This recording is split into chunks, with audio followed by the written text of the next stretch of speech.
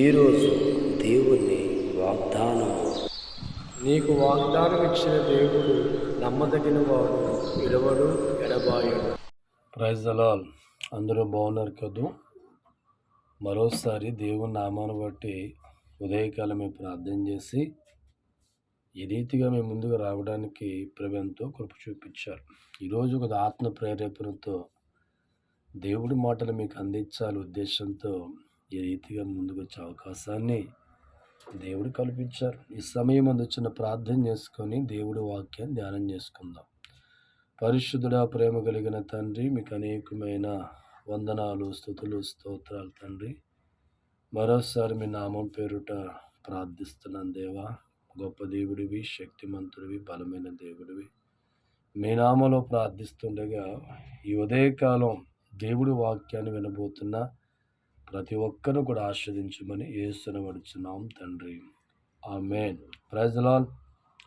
చాలామంది ఈ లోకంలో కొన్ని విషయాల్లో ఆనందపడుతూ ముందుకెళ్తూ ఉంటారు. ఏదైనా ఒక వస్తువు కొనుక్కుంటే వస్తువును బట్టి ఆనందించేవారు కనబడుతూ ఉంటారు. ఏదైనా ఒక వస్త్రం కొనుక్కుంటే వస్త్రాన్ని బట్టి కూడా ఆనందించేవారు కనబడతారు. ఏదైనా ఒక బైక్ కానీ, కారు కానీ, ఒక ఇల్లు కట్టుకున్నా అందులో ఆనందిస్తూ ఉంటారు. కానీ బైబిల్ గ్రంథంలో దేన్ని బట్టి ఆనందిస్తే మన హృదయంలో ఉన్న ప్రతి కోరిక కూడా తీర్చబడుతుందనేది దేవుడు మనస్సులోంచి ఒక మాట రాయించాడు. చూడండి, కీర్తన గ్రంథం 37వ అధ్యాయము 4వ వచనములో ఒక చక్కని మాట దేవుడు రాయించారు. మళ్ళీ చదువుతున్నాను. కీర్తన గ్రంథం 37వ అధ్యాయము 4వ వచనం. అక్కడ ఏముందంటే, దైవజనమా, దేవుని బట్టి సంతోషించు, లేదా దేవుని బట్టి ఆనందించేవారు హృదయ కోరికలు తీర్చబడను అన్నమాట. అంటే అర్థం ఏంటంటే, దేవుని బట్టి ఈ లోకంలో ఆనందించేవారు చాలా తక్కువ మంది ఉన్నారు. వస్తువును బట్టి ఆనందించేవారు కనబడుతూ ఉన్నారు. డబ్బును బట్టి ఆనందించేవారు కనబడుతూ ఉంటారు. ఏదైనా ఒక వాహనం కొనుక్కుంటే ఆనందించేవారు కనబడుతున్నారు. కానీ అధిక శాతం దేవుని బట్టి ఆనందించేవారు చాలా తక్కువ మంది. అయితే అందులో ఉన్న మర్మం మనిషికి తెలియక తాత్కాలికమైన వాటిని బట్టి ఆనందిస్తూ ఉన్నాడు తప్ప, నిరంతరము కూడా మన జీవితాన్ని దేవునికరంగా మార్చే దేవుని బట్టి ఆనందించేవారికి మారాలి.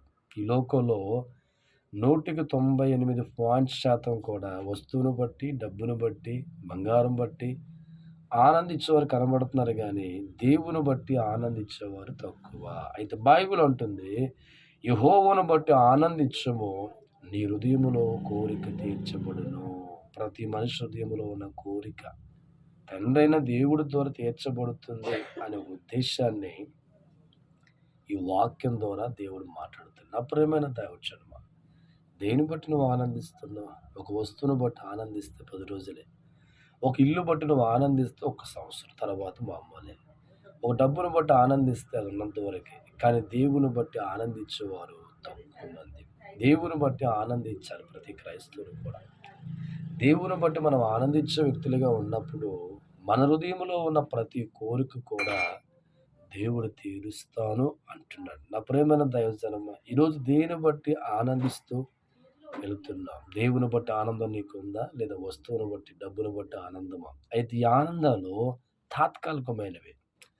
ఈరోజు వస్తువు నీ చేతిలో ఉంటుంది, మాయమైపోతుంది. డబ్బు ఉంటుంది, కరిగిపోతుంది. కానీ దేవుని బట్టి, నేను దేవుని కలిగి ఉన్నాను అని ఒక ధైర్యంతో ముందుకెళ్ళగలిగితే, ఒక దేవుని బట్టి ఆనందించే వ్యక్తిగా మారితే జీవిత కాలం అంతా నీ హృదయంలో ఉన్న ప్రతి కోరిక ప్రభు తీర్చబోతున్నాడు. అట్టి రీతిగా మీ అవసరాలు తీర్చబడిన గాక. Praise the lord. ప్రార్థన చేసుకుందాం. పరిశుద్ధుడా, ప్రేమ కలిగిన తండ్రి, మీకు అనేకమైన స్తోత్రాలు. మరోసారి మీ నామములో ప్రార్థిస్తున్నాను.